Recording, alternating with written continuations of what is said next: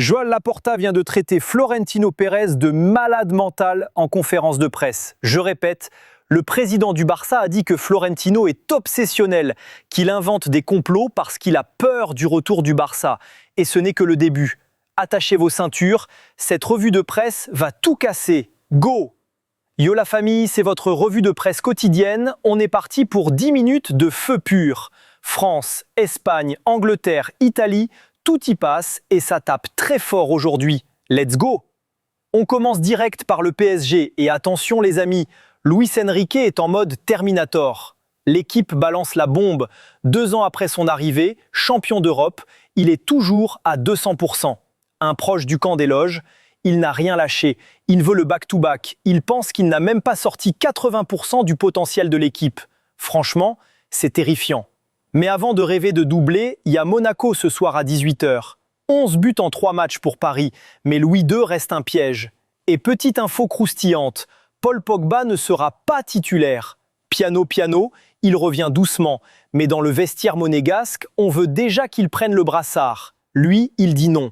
D'abord je joue, après on parle. Respect total. Espagne, la guerre Laporta versus Florentino.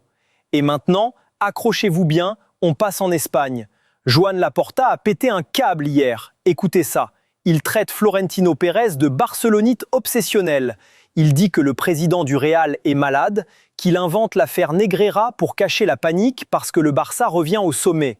Il balance même la liste. But volé à Elche, main de Bellingham non sifflée, attentat de Vinicius sur Peña. Sans ça, on est leader. Et il termine en disant que Real Madrid TV fait pression sur les arbitres toutes les semaines. C'est du niveau guerre froide. Côté Real Madrid, silence total. Florentino ne répondra pas. Mais les amis, le prochain Classico, ce sera l'apocalypse. Sur les terrains, le trident magique Rafinha, Lewy, Lamine Yamal est enfin réuni 6 mois après. Pedri revient aussi. Par contre, Araujo out, virus. À Madrid, Marca parle d'un vestiaire en feu, déconnexion avec Xabi Alonso, star qui dorment. Mais Mbappé plus Vinicius plus Güler, ça commence à cliquer fort. Angleterre maintenant. Cole Palmer est officiellement de retour. 10 semaines out et Enzo Maresca est en transe. Cole plus Estevao, ça va être criminel. Chelsea peut revenir à 3 points du leader en explosant Arsenal demain. Et oui, il croit dur comme fer au titre après avoir gagné la Coupe du Monde des clubs et mis 3-0 au Barça cette semaine.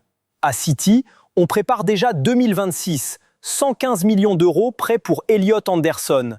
Mais priorité janvier, un ailier, Semenyo en pôle. Italie, on termine en Italie et là, respect éternel. La Gazzetta balance Milan à un génie. Luka Modric, 40 ans bientôt, arrivé libre, déjà plus de 1000 minutes, titulaire indiscutable. Ce soir contre la Lazio, il va encore tout diriger avec Rabiot. À la Juve, Spalletti teste Yildiz en 10 et Conceição en 9,5 derrière Vlahovic. Ça peut être monstrueux. Et voilà la famille, c'était la revue de presse la plus chaude de la semaine. Maintenant, je veux tout savoir. Quel est le moment qui vous a fait le plus halluciner aujourd'hui? Laporta qui enterre Florentino? Luis Enrique en mode machine? Ou Modric qui joue encore comme un dieu à 40 ans? Lâchez tout en commentaire, je lis les 1000 premiers et je réponds personnellement aux plus chauds. Si t'as kiffé cette vidéo, 1. Défonce le pouce bleu tout de suite, on vise les 1000 likes avant minuit. 2. Abonne-toi et active la cloche, parce que demain 8h pile, il y a une revue encore plus folle. T'as pas envie de louper ça. On se retrouve très vite et restez chaud. Peace!